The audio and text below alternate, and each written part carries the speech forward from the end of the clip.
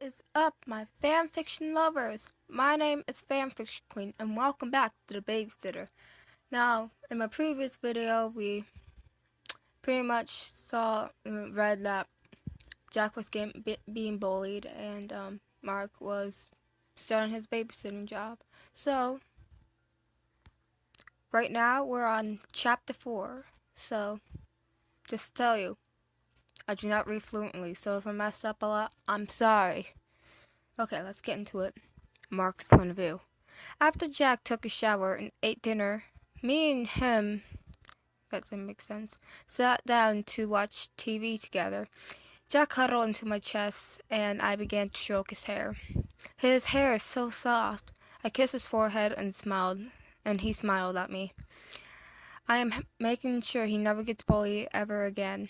I was so deep in my thought, I didn't even realize Jack fell asleep until I heard gentle snores. I smiled and carried him upstairs to his room. I laid him down and on his bed and turned to leave. I was stopped by a hand grabbing my wrist. I looked behind me and saw Jack was holding my wrist.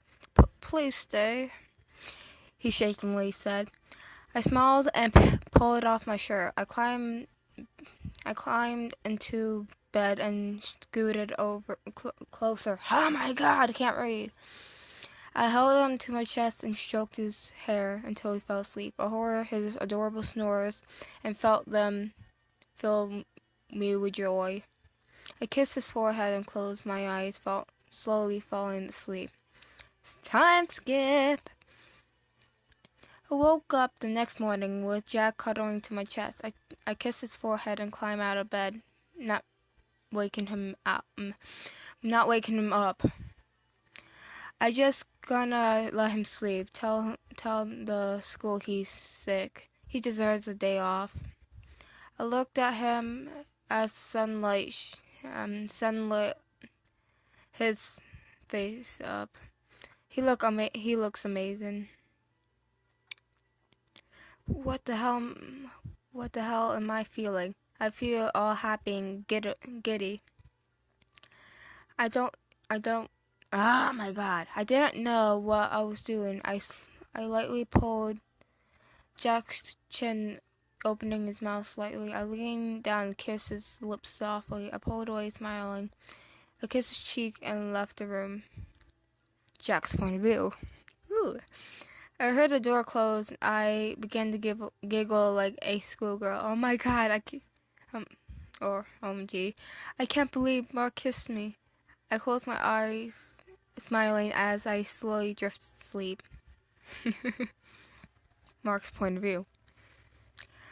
I parked in the school parking lot and walked in. There was a lot of kids walking through the halls trying to get to their classes. I heard a lot of gossip. I made it to the principal's office and shut the door, cutting the sound. Hello, how may I help you? I heard a female voice say. I looked at the desk and saw a woman with brown hair with purple bangs. I wonder who that is. She was wearing a dark purple pantsuit.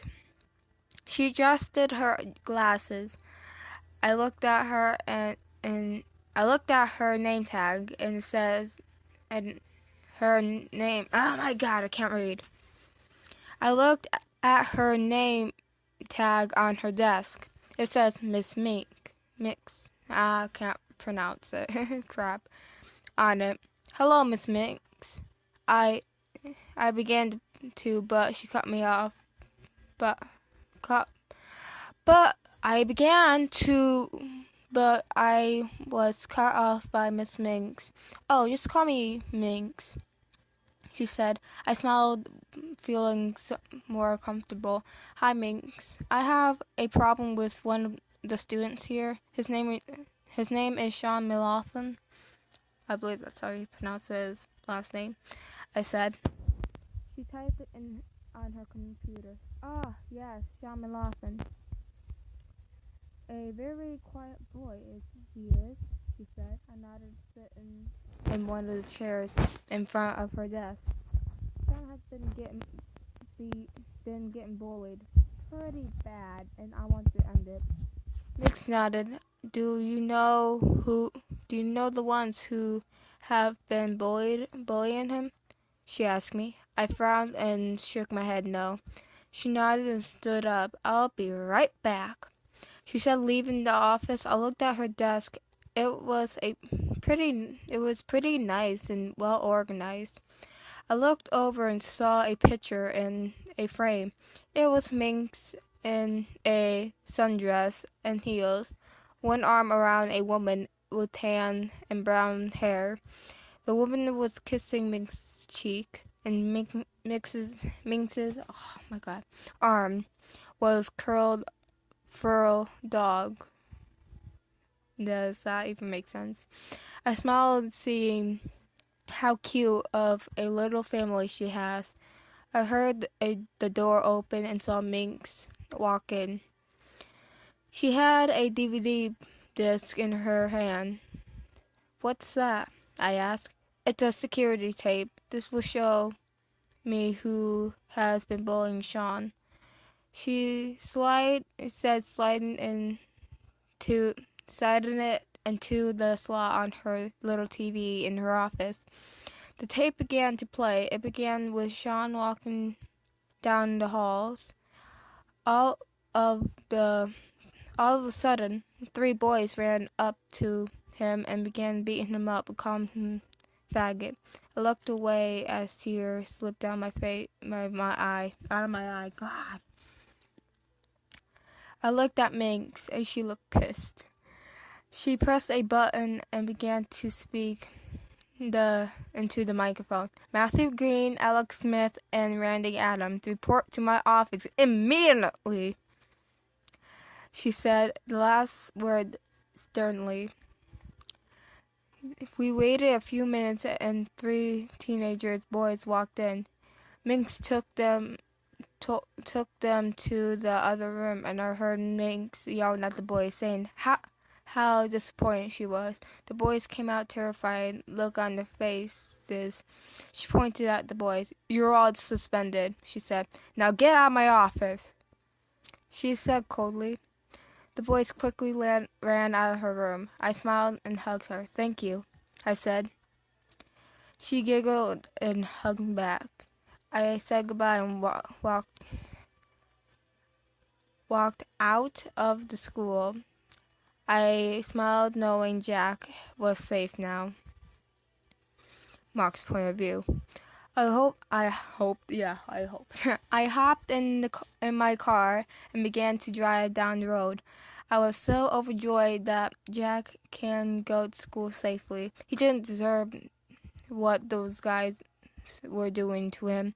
I felt my phone vibrate in my pocket. I pulled it out and got a text. Where are you? I had to a errand. I'll be there soon. Okay, see you. See you, son. I don't know. Oh my God, I can't read. I put my phone back and smiled. I can't wait to tell Jack the good news. I turned onto Jack's street. I pulled into the driveway. I got out of the car and walked up to the front door. I unlocked it with the key Jack's mom gave me. I walked in and saw Jack on the couch on the couch wearing my flannel. He saw me and smiled. Hi, Mike Emil, he said happily. I blushed, seeing how adorable he looks in my shirt. Where did he find it? He got up from the couch and hugged me. I smiled and hugged back. I heard his stomach growl loudly and started laughing. Hungry, are we? I asked. He blushed and nodded. I walked into the kitchen with those Jack close behind. I started the stove and Jack hopped onto the counter. He was swinging his legs back and forth, watching me with a smile. I pulled out the chicken and began to cut it. I finished cutting it and put it in the frying pan. I put some seasoning on and let it cook. I felt a tug on my shirt and saw Jack tugging on it. I giggled. What are you doing? I asked him. Come on, watch some TV with me, he said, smiling. I chuckled and walked into the living room with him. I sat on the couch and Jack sat on my lap. I smiled. I smiled, feeling warm. How warm he was. The phone started ringing, and Jack got off my lap. I walked into the other room, and answered the unknown number. Hello? I said into the phone. Hello, is this Mark Fishback? A female voice asked. Yes, it is. I answered. You're in charge of Sean McLaughlin, correct? She said. Yes.